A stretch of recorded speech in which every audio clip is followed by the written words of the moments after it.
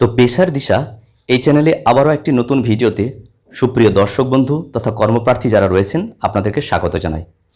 এই চ্যানেলে মূলত জব, কেরিয়ার, রিক্রুটমেন্ট এবং অনলাইনে কিভাবে ফর্ম ফিল আপ করতে হয়, নোটিফিকেশান সহ বিভিন্ন বিষয় নিয়ে আলোচনা করার চেষ্টা করি।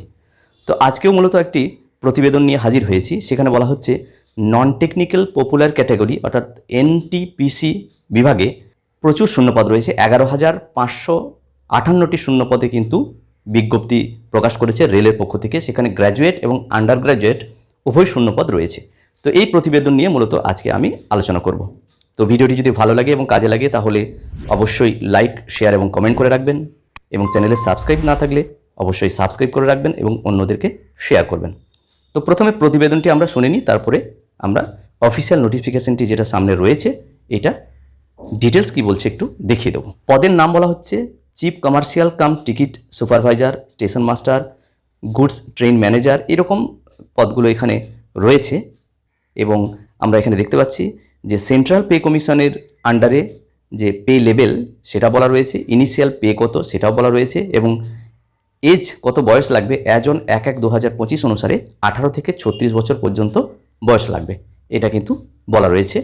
এবং এর অ্যাপ্লিকেশন ওপেন হবে 14 সেপ্টেম্বর 2024 থেকে, আর 13 অক্টোবর 2024 এই তারিখ পর্যন্ত এই অনলাইনে অ্যাপ্লিকেশন প্রসেস কিন্তু চলবে।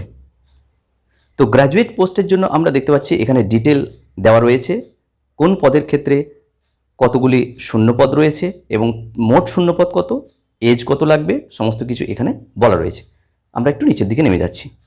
এবার আন্ডার গ্র্যাজুয়েট পোস্টের ক্ষেত্রে এখানেও বলা হচ্ছে 21 সেপ্টেম্বর থেকে অ্যাপ্লিকেশন প্রসেস শুরু হবে, 20 অক্টোবর পর্যন্ত এক্ষেত্রে অ্যাপ্লিকেশন চলবে।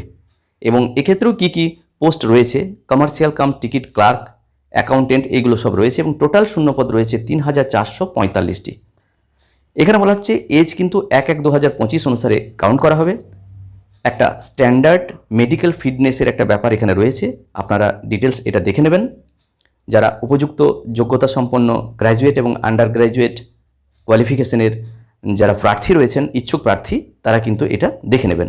এখানে এসেনশিয়াল কোয়ালিফিকেশনের ক্ষেত্রে বলা হচ্ছে এই অ্যাডভার্টাইজ নাম্বার অনুসারে অফিসিয়াল ওয়েবসাইটে এটা ডিটেলস পরে জানানো হবে। যেহেতু এখনও পর্যন্ত অ্যাপ্লিকেশন প্রসেস শুরু হয়নি, সুতরাং এটা RRBর অর্থাৎ রেলওয়ে রিক্রুটমেন্ট বোর্ডের যে অফিসিয়াল ওয়েবসাইট, এখানে কিন্তু ডিটেল দিয়ে দেওয়া হবে। এখানে মোড অফ এক্সামিনেশন বলা হচ্ছে কম্পিউটারাইজ বেসড টেস্ট হবে, অর্থাৎ কম্পিউটারের মাধ্যমে CBT কম্পিউটারাইজ বেসড টেস্ট, এই পদ্ধতি অনুসারে এক্সামিনেশনটা মূলত নেওয়া হবে।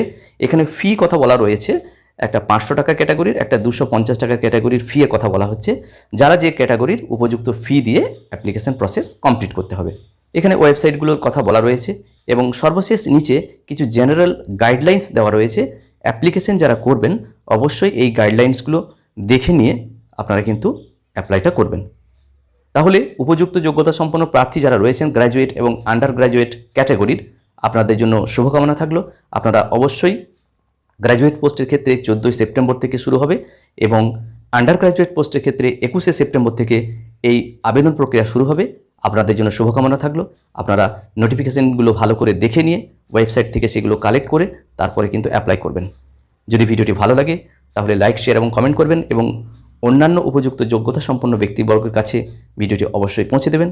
এবং সাবস্ক্রাইব করা না থাকলে নিত্য নতুন আপডেট পাওয়ার জন্য চ্যানেলটি সাবস্ক্রাইব করে রাখবেন। সবাই ভালো থাকুন, সুস্থ থাকুন, ধন্যবাদ।